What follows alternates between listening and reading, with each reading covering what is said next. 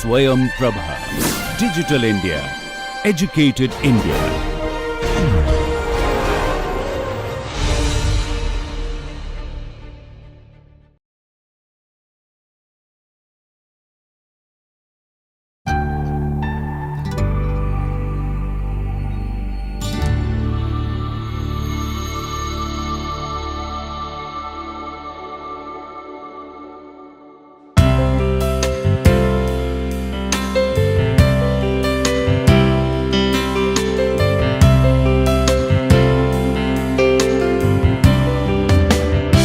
Welcome to lecture 60. This is the last lecture of this NPTEL course. In this lecture we are not going to discuss any particular technical subject, rather we are going to summarize the whole course and we will share few references for you. So, I start today's discussion in this lecture with the course objective from where we started this journey of these 60 lectures. So, we had basically objective to equip the working and the future city managers with a comprehensive knowledge on urban governance. So, urban governance was one of the key word in this course. Second was to develop skills required for management for urban development at both level, that is organizational level and personal level. So, this 1 and 2 objectives, the second objective in 2 levels consist 3 sections, 2 sections and number 1 objective consists 1 section, total 3 sections we divided the whole course. That was the rough distribution of the course structure you can see. So, this is under objective 1, this was our and this 2 was under objective 2. So, with this we started the course and we traveled through various modules, various lecture, case studies, etc. So, now let us see what are the component we committed in the beginning of the course. So, just have a look. I do not need to repeat this because you all know and we have been traveling through this journey. So, under the urban governance we had spent 4 weeks in this subject. This is the urban governance, and then in the management we had discussed 3 urban management, we discussed this 6 weeks, and also at the urban management at the individual level we just discussed last 2 weeks. So, to I hope you have gone through all the lectures. Now, under this lecture in the week 1 I will summarize one by one for you. Now, the thing is that throughout the discussion it is a limited scope for half an hour for every lecture. So, it may not be possible to clarify each and everything. So, there might be possible doubts when you are going through the lectures. So, one option is that you participate in the online forum. We and my assistant will be available every day throughout the course for the discussions and the online forum. Any clarifications that is welcome, you just write to us. Plus, if there is possibility of the online or the real time video conferencing, that also we will explore. So, therefore, I will go through every week discussions very briefly as a summary, and for every week of the discussions what is the critical areas and what is the basic thrust areas which need to be remembered for the practice. Maybe for examination you need to go through each and every slides or each and every reading material, that is fine, but I am looking beyond that because ultimately you have to work in the practice. So, I will definitely touch upon all those points which is very critical and very significant in all those lectures. So, I start with lecture the week 1. The week 1 was dedicated on urban governance. We started with introductory lecture on the urbanization, then introductory lecture on the urban governance, basic key concepts we covered here, and then we discussed constitutional provisions under 74th Constitutional Amendment Act. What is the provision in Indian Constitution about the urban local governance, that is what was discussed. Then legislative provisions, after the constitutional provisions, every state government they have made their legislation, that is state legislation, state act, mostly named as state municipal act. So, under the legislative provision, what is the distinctive features which is transferred from the 74th Amendment Act, and what is the common feature which is common with the 74th Amendment Act, that is mentioned here. Then we discuss the organizational interface, because in the constitutional and legislative provisions we discuss the basically legal and legislative provisions, but it is also important for an urban manager to know that at vertical level and horizontal level what are the organizations with whom you have to interact day to day basis. So, we discuss that at the vertical level like central government, state government, and the district level and the urban local body level organizations they are working, and at the parallel level or the horizontal level you will be as a unit, and the parallel level there are gram panchayats, there are district authorities, there are other municipal authorities, there are development authorities, there are parastatal authorities bodies, sometimes they also work in collaboration with the urban local bodies. Now, in this week 1 the key question or critical area is some of the responsibilities under the 74th Amendment Act,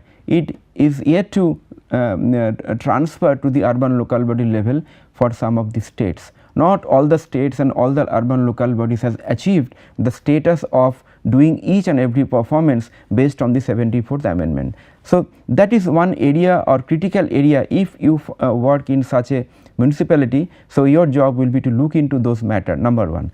Number 2 is that the objective of the 74th Amendment Act and the legislative provisions is that to equip the urban local bodies so that they can perform and execute the urban services and urban infrastructure. But the thing is, as a organization, urban local bodies are not that much equipped. Most of the cases small and medium towns they have very humble setup of the organizational capacity, and as a result they fail to connect with the organizations vertically and horizontally. So, those are the critical areas in the urban local governance as an introduction which need to be thought for the further reference. We come to the second week, what we discussed. In the second week we continued the discussion in little detailed manner. We first 2 lectures was on people and the community, then third lecture was on land, and fourth and fifth was on the environment, ecology and Nagar Panchayat. I tell about people and community. In urban governance and urban management, the subjective such that people is a very essential component of work. You cannot eliminate or isolate people and the public organizations out of your urban governance and urban management. So, every time it is very essential to work with people. For that reason you have to understand the structure of the population, the basic socio-economic segregation, how they work, what are the dynamics at the local level, number 1, and apart from that there are design structure of the people's community. For example, under the various schemes there are neighborhood committees, neighborhood society, community based organization. So, what is the roles and responsibility of this organization and how they can help you for executing some particular function, or how you can collaborate and make a partnership with people and people organization, that will be an essential part in the future also. So, if you follow some of the best practices and good practice, you will find that the people is the center point around which the major urban development and urban governance has happened throughout the history in every geographical area. So, learning about the people and the community is the one of the best skill which you have, irrespective of any category of the technical persons. If you are engineer, you need to learn how to talk with people. If you are architect, you need to learn how to talk with the people and the community. If you are planner, yes, definitely you need to know. This is the essential skill you need to know. Then we discuss land as a basic resources. So, without land also urban management, urban development cannot be done. So, apart from people as a basic resource or the manpower, how land can be augmented at the urban local bodies level. So, number 1 is for the first stage is that to have a total status situation mapping of the land, how much land is available for the municipality, how much land is not available occupied, and then for the future how much land we can pool or how much land we can acquire, and what is the particular difference between various mode of land acquisition and land pooling, that also talked in has been talked in this matter. Here the critical aspect is that land acquisition is no longer a very successful model in urban development. Most of the time it takes longer time because it has litigation and other public grievances. So, we have seen that land pooling and land readjustment, or the models which is involving people, taking the people's consent, are best suitable for the urban development. So, as a urban manager you have to know about the land pooling method where it is connected with people. So, those kind of element is required as a critical skill for your performance, for your betterment. The next important part is environment and ecology. The environment and ecology is another part which is very essential for the urban development. The reason being that for any urbanization it needs land, and urbanization go beyond the agricultural land, and it is our objective that to disturb the agricultural land as less as possible. But to do that we need to make a total mapping of the area of the city and the region, and then based on the existing environmental and ecological patterns we need to identify the urbanizable area, the developable area, and also we need to identify the zones or the area which is not suitable for development. Maybe those are ecologically very sensitive, maybe those are ecologically very essential component for our environment. So, those elements need to be identified and critically reserved, that it is not to be touched, it is to be preserved. So, those kind of segregation in the land cover to segregate the urbanizable area and non-urbanizable area is essential, otherwise we cannot achieve the sustainable development. And you know that in near future the clean, green and the sustainable urban environment is going to be very critical in all the cities. That is why knowledge about environment and ecology is essential. Then we discussed about Nagar Panchayat, the distinctive feature. Nagar Panchayats are basically smaller urban local bodies who have not received the status of the municipality yet, but still it is a urban local bodies under the act. The distinctive feature of Nagar Panchayat is that since it is very small, it does not have the capacity to deliver the urban service. So, they need to be equipped either by more manpower or by different set of urban services benchmark which they can perform. So, those kind of issues are related with Nagar Panchayat. Second issue with the Nagar Panchayat is that how a smaller urban area which is lying under the Nagar Panchayat will grow and sometimes become a municipality. That roadmap is also not much clear.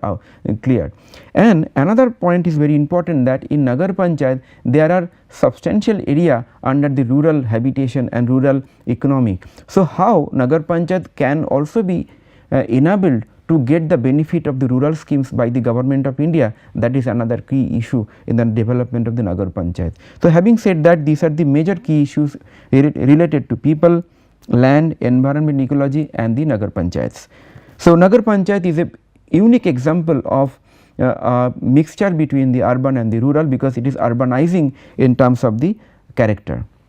In the third week we discussed with details about the organization and development, municipality as a whole, as an organization, what are the structure of the municipality, how it can be developed, what are the hierarchical pattern, what are the power and responsibility of the key personnels. Then we discussed the essential component of the transparency and accountability as essential attribute of a organization. After that we discussed capacity building 1 and 2. In 2 sections we discussed the capacity building.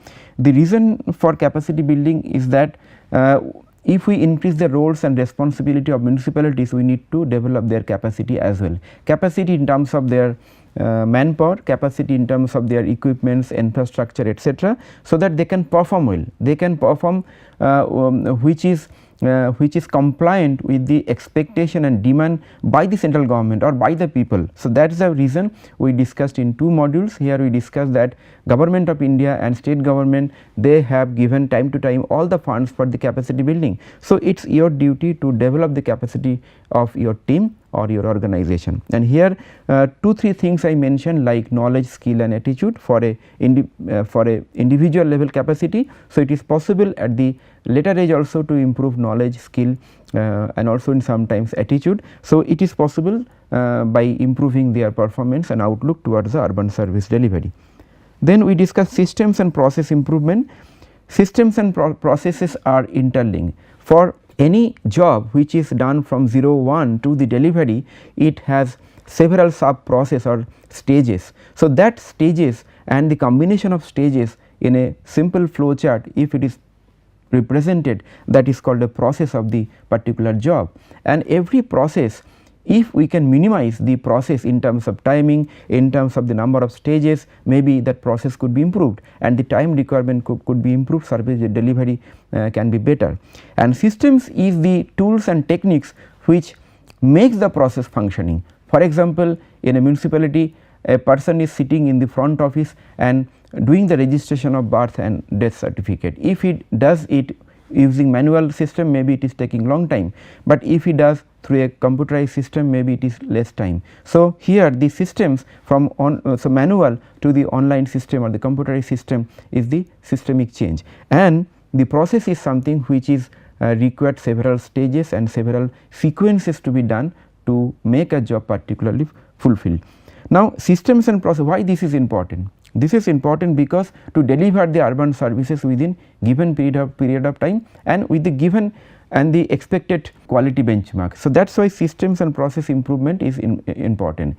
If you can improve the capacity capacity of the local bodies by giving technical manpower, but you do not improve the systems, you will not get the desired result. So, it is important to improve capacity and the systems process both.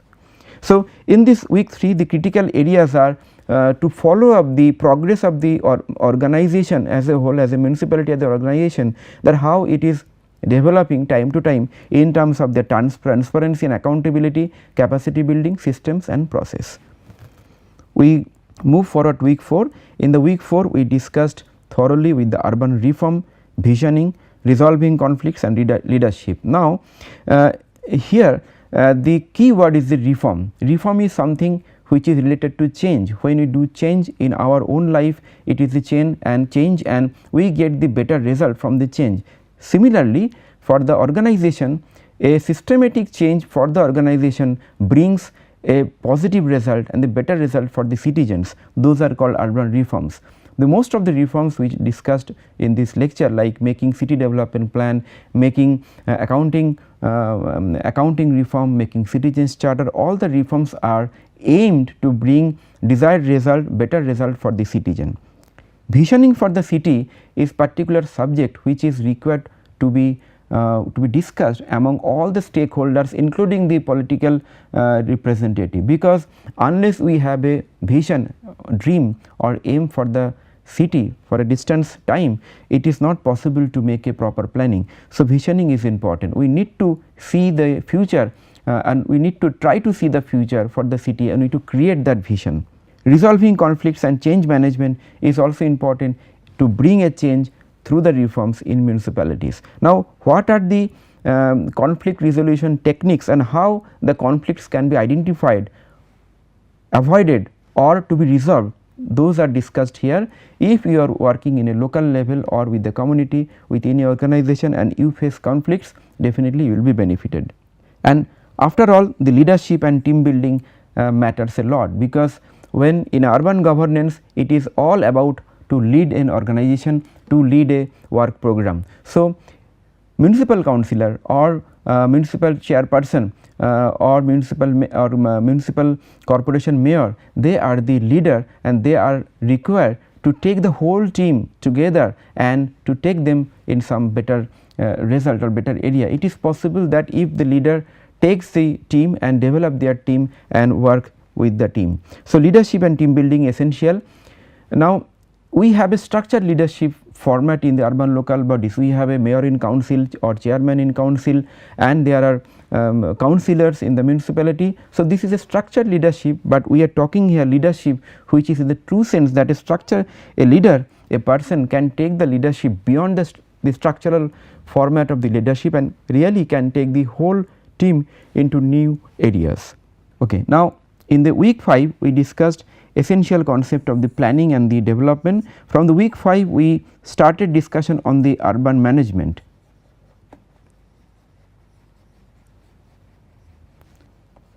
So, in this week 5 we discussed various aspects of regional and urban planning, because as an urban management manager you need to know the various aspects of the urban planning.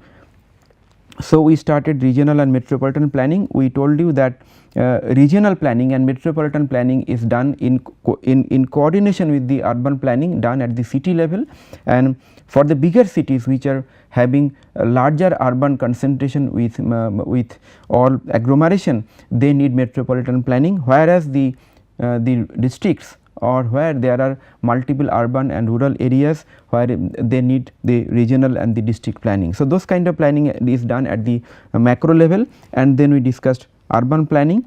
Urban planning is done at the city level, and the various stages of the urban planning we discussed, and based on the urban planning the basic stages are making a situation assessment of the city, making a vision, making the projection, then making scenarios and making the recommendation and the strategy, and those strategy will include the urban infrastructure and the services. We discussed in details that there are two types of infrastructure. One is physical infrastructure, second is social infrastructure, and we discussed in key points that what are the critical areas of the basic infrastructure, like the road sewerage, sanitation system, water supply, and also social infrastructure like health, education, etc., etc. So, here the key component is that one key component is that whether the municipalities have the capacity to make the urban planning or not. By now most of the bigger municipalities or the corporation, they have some capacity to make the urban planning, but the real question is that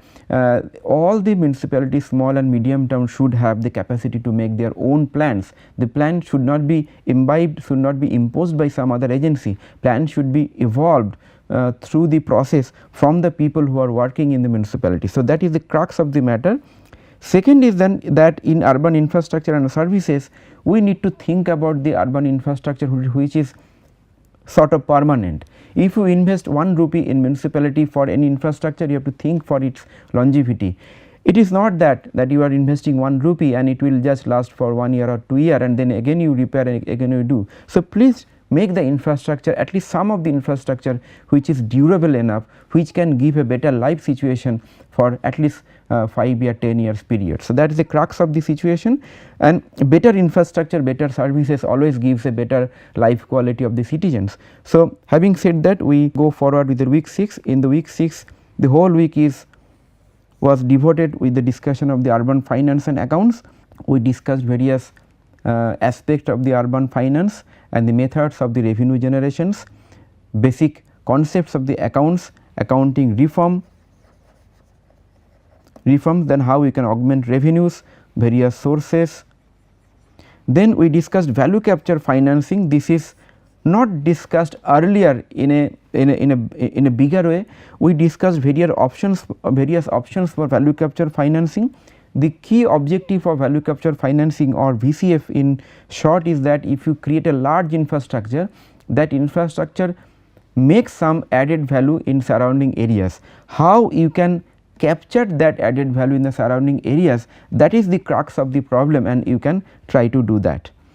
Then PPP in the urban governance. PPP has been tested in various urban governance in last 10 to 20 years. So, PPP is one of the mode where you can really explore some unexplored areas of financing where public exchequer or you do not have your own money. So, PPP can be explored, but the critical areas in this whole area is that, for example, municipal accounts, if you have you are having the accounting reform, it is important to have your own setup of the people, qualified people, those who can understand and run the system of the new accounting system.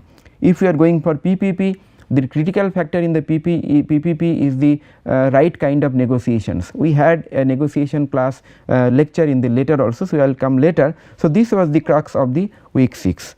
So, we go to the week 7. In the week 7, we started discussion in little detail some of the element, for example, the housing, how we can deal the housing and the urban poverty, real estate regulation and the development, urban land management, urban risk and disaster management. Even though we discussed the land aspect earlier, here we mentioned land management in terms of the critical areas and how it can be linked with the housing and the urban development and the urban risk and disaster management. Here the critical areas, for example, real estate regulation and development is that new law is there in 2016 law, but how to make applicable that law in your city and how to follow up with that law, that is the most critical areas you need to think.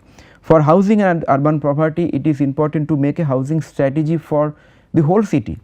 What I have seen in the last few decades, that the people, the municipal authorities, they are doing their housing based on the supply. So, it should not be supply, it should not be a supply driven strategy. For example, government of India is giving x amount of money, so they are just taking the x amount of money and doing that. Rather, you can make a demand assessment, you can make a prioritization, you can make a assessment of the all typologies of the housing and make a strategy, and then you connect those demand with the possible supply. If you do not have the conventional supply, go for PPP, go for privatization, it is possible, so that you can serve each and every group. Otherwise, in absence of that strategy and its follow up, what is happening, that unscrupulous developers are coming up and they are doing all the not so good housing projects in the municipalities, and as a whole the total built environment is getting affected. So, please be aware and please do the needful for that. So, the week 7 was dedicated on the some special aspect like housing, real estate, land and urban risk and disaster management. In urban risk and disaster management, the key word for this was to prevention. So, it is better to prevent that to take action after the disaster. So, here that was the message you need to follow. We go forward with the week 8. In the week 8, we had a detailed discussion of the urban environment. We discussed the various law and the mandates, and what are the mandates for the urban development, what are the role for the urban manager. Then we discussed traffic and transportation management in 2 modules, 1 and 2, in details what could be the traffic planning systems, what could be the traffic management system, what are the traffic management systems which have shown better result in the urban local bodies. Those type of things we have discussed. And then fourth is the designing of the urban public spaces. This is one area which is almost neglected area in our urban local bodies. The basic one of the reason is that in the urban local bodies most of the works are being done based on the supply driven or based on the supply or the availability of the finance. You get money for the road, you construct the road, you get money for the water supply, construct the water supply distribution pipeline. But for the urban public space there is no answer, because people need to interact with each other, they need some space where they can meet with each other and they can enjoy during their leisure time. So, those kind of spaces need to be created at the urban areas. So, that we discussed. So, in week 8 it was dedicated on the urban environment, traffic and the urban public space. So, this was some discussion on thematic areas. Week 9 was very interesting and very special, because week 9 we discussed all the centrally sponsored programs and schemes, starting with Amrut, Smart City Mission, Swachh Bharat Mission, Hriday Mission which is based on heritage, Pradhan Mantri Awas Yojana and National Urban Livelihood Mission. I am not going into details of this mission because we have already discussed, but the crux of this discussion was that the intention and the program for all this mission was really great, but the real issue at the ground is the implementation. So, for the implementation, how much we are equipped to implement and for the progress of the work, that is very important. Amrut mission is dedicated for the urban infrastructure, Smart City Mission is dedicated to make some of these cities as a smart in terms of their some of the basic services more functional using IT application. Swachh Bharat Mission, you know all that Swachh Bharat Mission is a great is a bigger campaign. Hriday Mission was aimed to heritage development, and Pradhan Mantri Awas Yojana and NULM. Pradhan Mantri Awas Yojana is, you know, that is urban housing problem which was aimed by this scheme, and National Urban Livelihood Mission aims to create new livelihood option and employment options. So, these are whole gamut of the centrally sponsored programs. Another key area is that all the centrally sponsored programs and schemes are designed in such a way that it requires little bit of contextualization in terms of the geography, in terms of the variations in all the states. So, if it is possible to make those kind of variations in the design, in the projectization, everything, that will be beneficial for you, so that you can apply here for the centrally sponsored scheme. Week 10 was dedicated to the project management. We discussed the fundamental of the project planning and the management, how to formulate a project from starting to end, then what is the project monitoring skills which is required for a successful completion of the project, then essential of the engineering design. As a manager, even if you are not engineer, what are the basic things you should look forward or you should check for a particular project, and what are the skills required for managing large project where significant capital investment, time investment is there. So, week 10 was focused or dedicated for the implementation part of the project in the urban management. So, here the basic question, if you are really involved in a bigger project implementation and management, so I will suggest that based on that, if you got some interest, you should get some more knowledge from some dedicated course on the project management, because this is one area we need dedicated manpower, so that they can really execute the project within the time, where the most of the urban local bodies and development authorities, they lack. The one reason is that we do not have that much of dedicated manpower. The manpower required for the project management is maybe he is involved in some other job. So, it is required for the leaders also to look into the matter. So, till week 10 we discussed the matters of the urban management at the organization level. Then we shifted to the matters which is possible to develop at the individual level. For example, the management of the city image, how we can enhance the city image, what are the parameters for the city image, and at the individual level as a people's representative, as a urban manager, what you can do to improve the city image. Second, we discussed essential competencies of a city manager. As a successful city manager, what are the skill set required? For example, some of the competencies we discussed: number 1, problem solving and decision making, then effective negotiations, communication skills. Now, since this is not a particular dedicated course on this soft skill development, still I mentioned few of the critical areas, so that at least you can develop and you are sensitized to some of the skills of the negotiation, communication and the decision making, because these are very essential fundamental pillars of the urban manager, and without that you cannot perform at your local level. So, in this week 11 the main objective was to develop the key skill set for the urban manager. In the week 12 we discussed time management and stress management briefly, because I felt that this is also a very important part of the city manager, because nowadays city managers are so stressed off with so many works and the responsibilities. They need to know the essentials of the time management and the stress management. So, that is why we included this, so that at the individual level you get some benefit which you can transfer for the your organization at the city. After that, in the last 2 lectures we discussed best practices in the urban management and reflective learning and the excellence. We told that some of the practices could be best because it aims the mandates and the expectation of the people, etc., and it can be time tested, it can be best in terms of time, and reflective learning is something which we learn from the reflection of the others better and the good practices, and this reflective learning is the method which can teach us a lifelong teaching, or the continuous learning can happen. And after that, today we are having the last lecture, which is the course summary. Now, I hope that you got some information, some ideas from the section 1, which is urban governance, section 2 from the urban management at the organization level, and section 3 urban management skills for the as a individual level.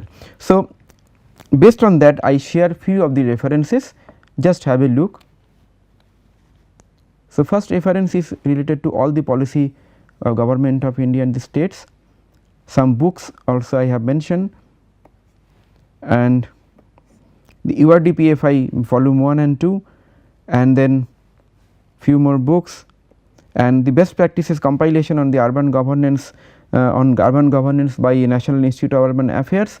Some of the best practices I discussed here from that compilation. More I will share with you, and few more reading references as a further references I will share through the online platform.